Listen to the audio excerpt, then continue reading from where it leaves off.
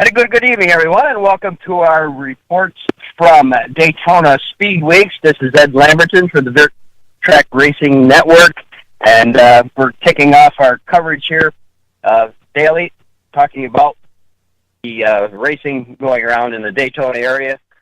We'll be up at the Dirt Track in Volusia for the remainder of the week, where they will be headlining the Super Late Model Series, as well as our own dirt modified Super Dirt Series from the Northeast. And that'll kick off the modified. It started last night with the late models. 40 late models showed up last night for a 6-night series. And when it was all said and done, it was the man who has the hot gun right now, Jonathan Davenport, picking up his 4th win of this total Speed Weeks, which started way back on the 1st of February. Davenport has a new team this year, and they have really gelled as he picked up 2 wins over at the East Bay Speedway last week and one at Bubba Speedway this past Sunday, and again last night. So he's 2 in a row, actually. So from Sunday last night at the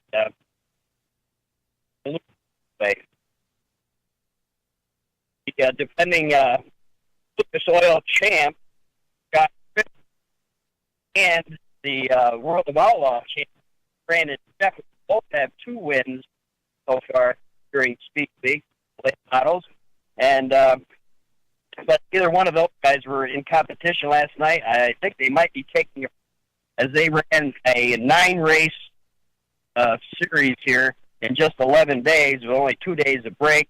And I think a lot of them just took last night off, kind of regroup, and hopefully be more prepared for the end of the week shows, which pay a little more money. Last night's show only paid $5,000. Guys are used to running 10, and so several of these top guys took a break. I'm not sure if Richards or Shepard will be back before the end of the week, but I am pretty sure that they will. But taking a night off, if you will.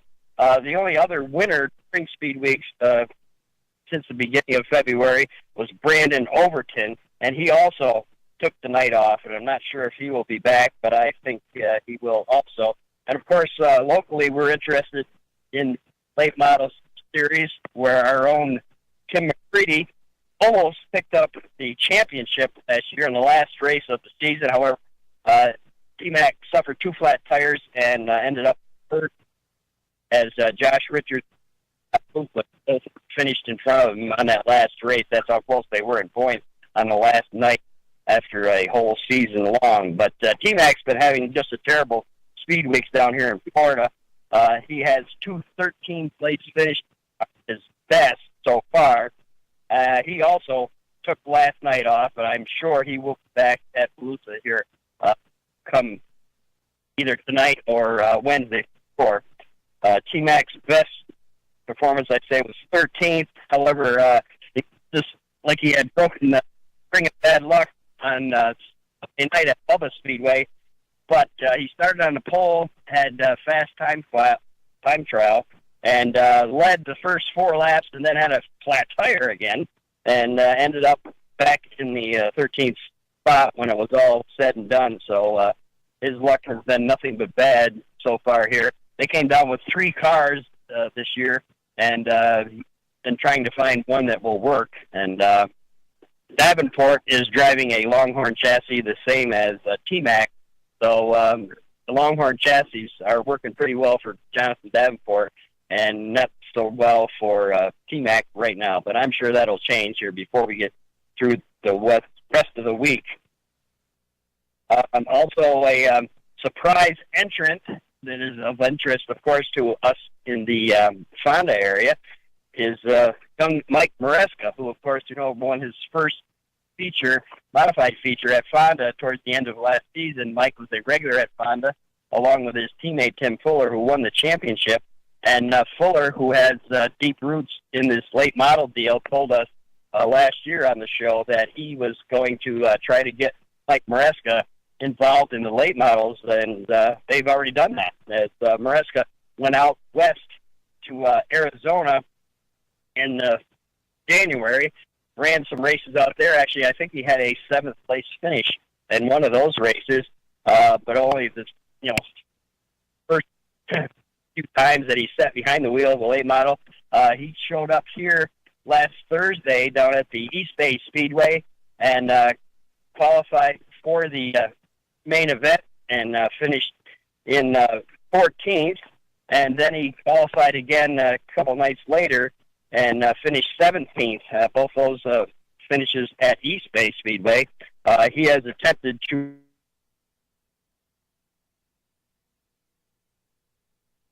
races. He missed qualifying last night, but a 14th and a 17th that he best finishes are pretty darn good when you consider these are the best. There is all of the best in the country right here in Florida for the late models. And Maresca looks like he has a great future there. And Tim Fuller, I'm sure, is helping him out well. We'll hopefully catch up with Mike and Tim later on this week and have some more from them a little bit later on. The cars who have come and gone, if you will, ran 6 shows down here in Florida, and all but 2 were won by Donnie Schatz. Schatz swept all the racing at the Volusia Speedway this past weekend. He also won over at the Bubba Speedway. Chad Kamenaugh and Sheldon Hodenshield were the only other 2 winners in the 6 events for the 410 sprinters here in Florida.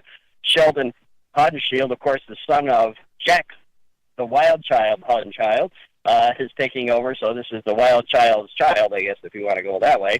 But Sheldon had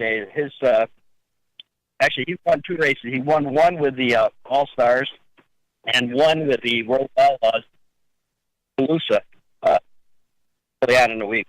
Sheldon had a great start to the season. He was the World Outlaw Rookie of the Year last year, and looking like he's going to have a good year himself. But Schatz is still the man with 4 out of the 7 races this past week. And sprint cars are not gone. Actually, the 360 sprints are over at Bubba this week, and the USAC sprinters as well. But we'll try to keep in touch with them and give them later on during the week. Actually, on the asphalt side of all that, we're a dirt modified show here, but I do have interest also in anything that goes around a circle. Just wife she'll tell you. But the asphalt World Series of Asphalt is down at the New Smyrna Speedway. The tour type modified, which raced in the Whalen NASCAR modified series up in the New England area, and so a lot of the guys are from the Northeast. They debuted their beginning of their series at New Smyrna last night, and I did make the trip down there, just a little change of pace, if you will, and got to see a tremendous race. It looked like Ryan Priest, who is a 3-time champ of this World Series down here in Smyrna, lead from the pole the first 47 of the 50-lap event. However, a late race caution with just 3 to go. Ryan Priest came up lame, and something broke in the suspension in the back of the number 6 car. He had things covered. There was nobody close, and he pulled into the pits, and that handed the lead over to John McKennedy, who is a part-time racer on the Whalen Tour. He has won a championships in some of the other Tri-Track Series events, series race over at in New England. And McKennedy is also a super modified racer, so he knows how to go fast. There's no doubt about that. Very talented racer. And he was gaining on Priest. He was on him when the caution came out, so it would have been a great race to the finish, which we never got to see. But McKennedy did pick up the win after Priest fell out. Finishing in second was a surprising Kyle Ebersol, a guy you don't hear a lot about, but he ran a super race himself. Chuck Hosfield from the western part of New York finishing in third. Matt Hirschman, who had won the kickoff to the Speed Weeks over at the Bronson Speedway, back on Saturday night, finished in the 4th spot. He and Brian Priest are the two real headliners, the winningest drivers, if you will, that are down here. But Hirschman was a little off his feet last night, finishing up in the 4th spot. And 5th went to Pat Emmerling, who also races out in the western part of New York. So some good vibes from the guys in the north. And the record turnout, I think this is the most cars they've had for the Tour-type modified at New Smyrna at the World Series in the last pretty much 15 years. 32 of the ground pounders, as they call them, showed up last night, and that's the biggest field they've had in a long, long time. So everything is great in Florida here. The weather's been just superb. Car counts have been great in all the different divisions.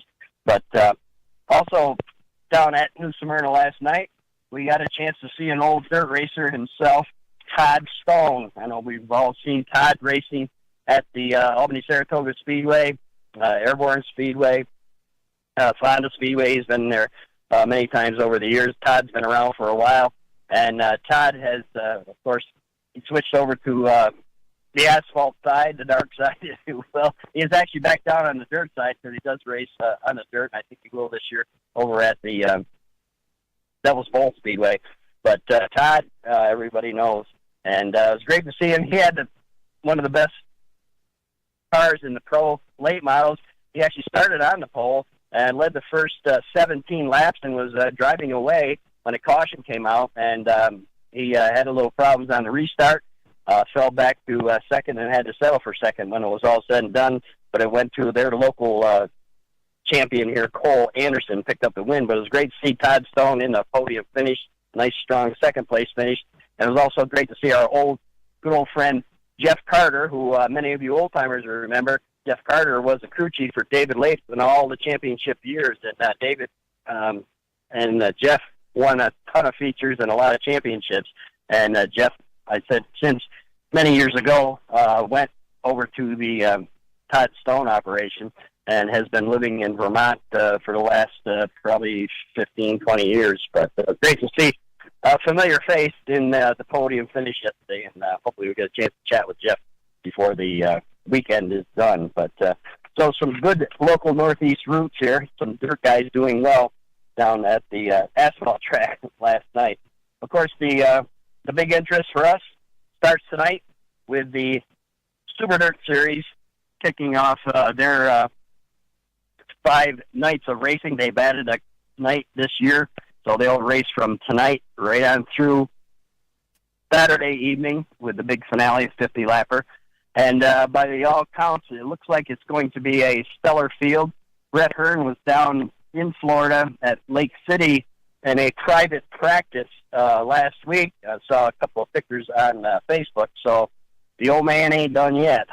Brett, with 900 feature wins now, to his credit, is looking to pick up. He is a multi-time Volusia champion in this series. So Brett's looking to turn things around. Last year, he struggled a little bit down here, but he's practicing, so he's serious about getting back into victory lane here this week.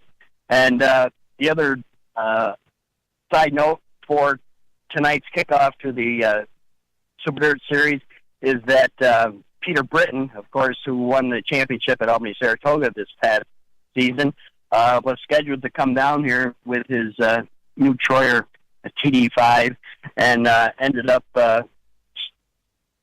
spraining his back somehow or other, and was not, and notified everybody a couple of days ago that he will not be in competition down here. So that's the only cancellation, I guess, if you will, we've heard so far. But we're sure to see. I'm thinking it's going to be close to 40 modifieds here. We'll find out for sure tonight. But looking forward to seeing some familiar race cars and familiar faces here at the racetrack. They will be racing, of course, along with the dirt late models, and I'm sure that car count will increase in that division as well as we go through the week and the money starts getting better. They'll be racing for $10,000 here for the remainder of the deal. That's the late models, that is. And of course, the reason we're all here is the Daytona 500, which the NASCAR boys got their activity underway this past weekend.